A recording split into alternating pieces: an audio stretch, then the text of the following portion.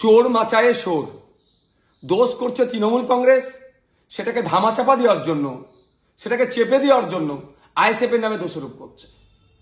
গতকাল কি ভোগালী 2 নম্বর অঞ্চলের অন্তর্গত বানিয়ারা গ্রামের সম্ভবত 177 নম্বর বুথে শওকত মোল্লা সাহেবের বাইক বাহিনী তাণ্ডব চালাচ্ছিল। সেখানে তাণ্ডব চালানোর কারণটা হচ্ছে ওখানে শওকত মোল্লা সাহেবের একটাও ভোট পাবে না। শুধু ওখানে নয়, সারা ভাঙড় জুড়ে এই পঞ্চায়েত নির্বাচনের পরে ভেবেছিল হিংসার পরে আইএসএফকে শেষ করে দেবে, কিন্তু আইএসএফ ক্রমশ বৃদ্ধি পাচ্ছে। অনেক হিংসা করেছে, আইএসএফকে আটকাতে পারেনি।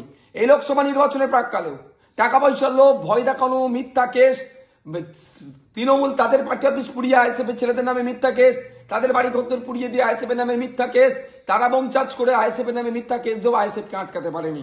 আইএসএফ এর জনসভাগুলোতে যখন উপচে পড়া ভিড় হচ্ছে, তৃণমূল ভয় পাচ্ছে। সেই জন্য গতকালকে এরা বাইক বাহিনীদের তাণ্ডব চালাচ্ছিল। বাইক বাহিনী যখন গ্রামে ঢুকে বোমাবাজি করছিল, আইএসএফ কর্মী সাধারণ মানুষকে বিতস্তত করে সন্ত্রাসের পরিবেশ কায়েম করে যাতে এরা ভোট দিতে না বার হয়, যখন এই ভয় দেখাচ্ছিল, আইএসএফ এর কর্মী সমর্থকদেরকে ভয় দেখিয়ে চমকানো ধমকানো যখন চেষ্টা হচ্ছিল, আমাদের পক্ষ থেকে অর্থাৎ আইএসএফ এর পক্ষ থেকে লোকাল প্রশাসনকে জানানো হয়েছিল এই বাইক বাহিনী এইরকম বোমা চার্জ করছে, এইরকম অন্যায় করছে। কিন্তু দুঃখের বিষয়, সদর্থক ভূমিকা নেয়নি, যথাসময়ে পুলিশ এসে পৌঁছায়নি। কিন্তু পাপ কেউ ঝাড়ে না। এদের পাপ করছিল, এদের ছোড়া বোমে, এদের বোমেতে এরা আঘাতপ্রাপ্ত হয়েছে। এখন এদের যে অন্যায় করেছে এই দোষটাকে ঢাকা দেওয়ার জন্য আইএসএফ এর নামে মিথ্যাচার করছে, আইএসএফ কে দেখে দিতে চাইছে। দুঃখের বিষয়, প্রশাসনও আজকে কলকাতা পুলিশও তার সুনাম তার ধরে রাখতে পারছে না। কলকাতা পুলিশও শাসকের দলদাসে পরিণত হতে চলেছে।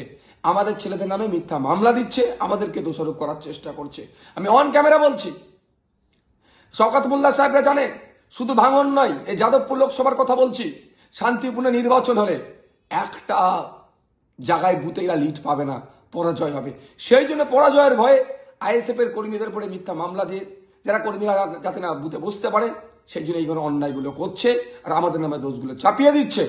আমাদের পুলিশ যে অ্যারেস্ট করেছে, আমাদের একজন ইলেকশন বুথের এজেন্ট হওয়ার যিনি প্রস্তুতি ছিল, তাকে পর্যন্ত অ্যারেস্ট করেছে। গতকালকে ভাঙড় 1 নম্বর ব্লকেও এক এজেন্টকেও পুলিশ রাতের অন্ধকারে দিয়ে ধরে নিয়ে এসেছে। অপরাধটা কি আমাদের? আমরা আইএসএফ করছি কেন? আমরা যদি সবাই তৃণমূল শাসক দলের নাম লিখিয়ে দিই, আমাদের থেকে ভালো ছেলে আর ভাঙড়ে বা সারা পশ্চিমবাংলায় খুঁজে পাওয়া যাবে না। কিন্তু আমরা ন্যায় প্রতিষ্ঠা করতে নেমেছি। এই শাসকের হুমকি চুমকি মিথ্যা কেস পুলিশকে দিয়ে আমাদেরকে আটকে রাখতে পারবে না। আমরা লক্ষ্য অবিচল, লক্ষ্য আমাদের স্থির।